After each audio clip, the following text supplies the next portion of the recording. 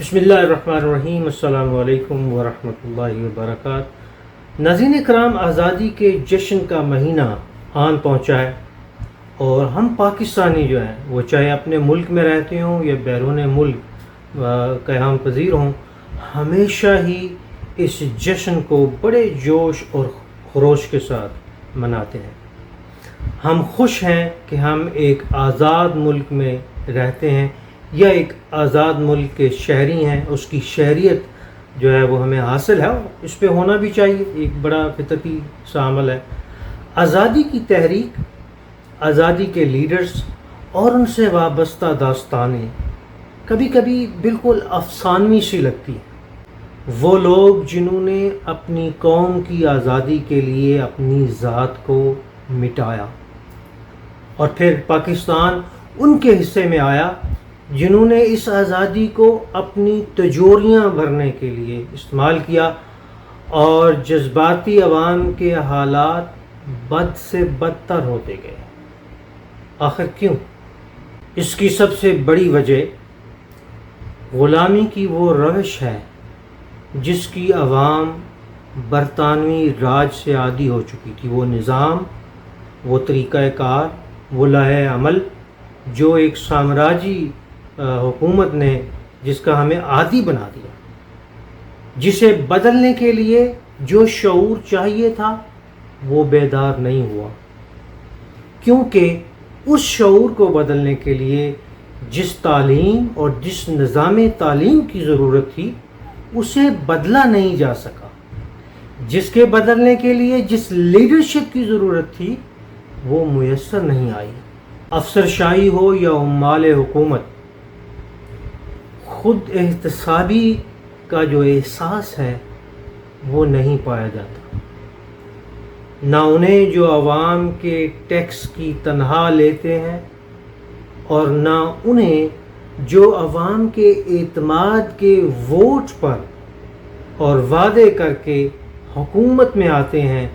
اور عوام کی قسمت بدلنے کا اختیار رکھتے ہیں۔ آج کے اس جدید ترقی یافتہ اور سائنسی انقلاب کے دور میں، جب کہ باقی قومیں دوسرے سیاروں پر ملکوں کے نقشے کھینچ رہی ہیں، ہم آزادی کے متوالے اور آزادی کے گن گانے والے بے لگام مہنگائی، بے حساب غربت، منہ زور کرپشن، بے بصیرت اور متعصب لیڈرشپ کے چنگل میں پھنسی ہوئی، اور 23 کروڑ کے اس ملک پر 23 خاندان حکومت کر رہے ہیں۔ ہمیں بتایا گیا کہ ملک جو ہے اس سے محبت عبادت ہے، یہ ہمارے ایمان کا حصہ ہے اور اس میں کوئی شک نہیں ہے، لیکن ساتھ ہی ہمیں یہ بھی بتایا گیا ہے، اس چیز کا درس بھی دیا گیا ہے کہ ظلم، استحصال، جبر اور حقوق کی پامالی کے خلاف کلمہ حق بلند کرنا جہاد ہے۔ ہمارے ساتھ ہوا کیا کہ ہمیں سیاست، معیشت اور معاشرتی جو تضادات ہیں ان کے ذریعے بانٹ کر جہاد کی طرف چلنے سے روک دیا گیا۔ آئیے اس یوم آزادی پر صرف اتنا عہد کریں کہ جب کوئی قومی بات ہو، فیصلہ ہو، بحث ہو، کچھ بھی کرنا ہو تو قومی مفاد میں سیاسی، نظریاتی، مسالکی، طبقاتی، ذات پاتی اور ہر قسم کے اختلافات کو چھوڑ کر صرف حق کے ساتھ کھڑے ہوں گے اور حق کا ساتھ دیں گے، کیونکہ اگر ذہن آزاد نہیں ہوں گے تو ہم اصل آزادی سے ہمیشہ کے لیے محروم رہیں گے، اور آزادی جو صحیح معنوں میں آزادی ہے اور اس کا جو پھل ہے وہ ہمارا مقدر نہیں بنے گا۔ آئیے سب مل کر اس بات کا عہد کریں کہ آئندہ جب بھی کچھ کرنا ہوگا اور جب بھی کچھ سوچنا ہوگا اور جب بھی ہم ملک کی بات کریں گے، ملک کی ترقی کی بات کریں گے، تو ہم اپنے ذاتی فائدے اور اپنے ذاتی اختلافات اور اپنی ذاتی مجبوریاں اور ہر قسم کی جو وہ باتیں ہیں جو ہمیں ڈیوائیڈ کرتی ہیں، جو ہمیں تقسیم کرتی ہیں، وہ ان کو ہم ایک طرف رکھیں گے اور ہم وہ سوچیں گے جو ملک کے لیے، جو قوم کے لیے، جو مستقبل کے لیے بہتر ہوگا، بالکل اسی طرح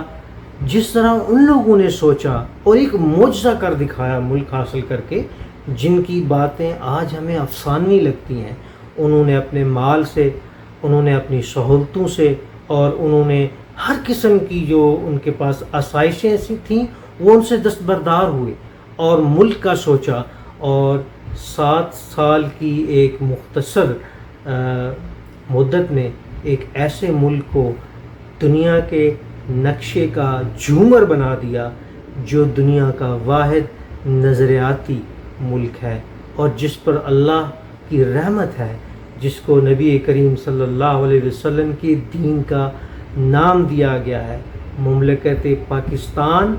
اسلام اور کلمہ حق کی بنیاد پہ بننے والا ملک۔ شاد رہیے، سلامت رہیے، پاکستان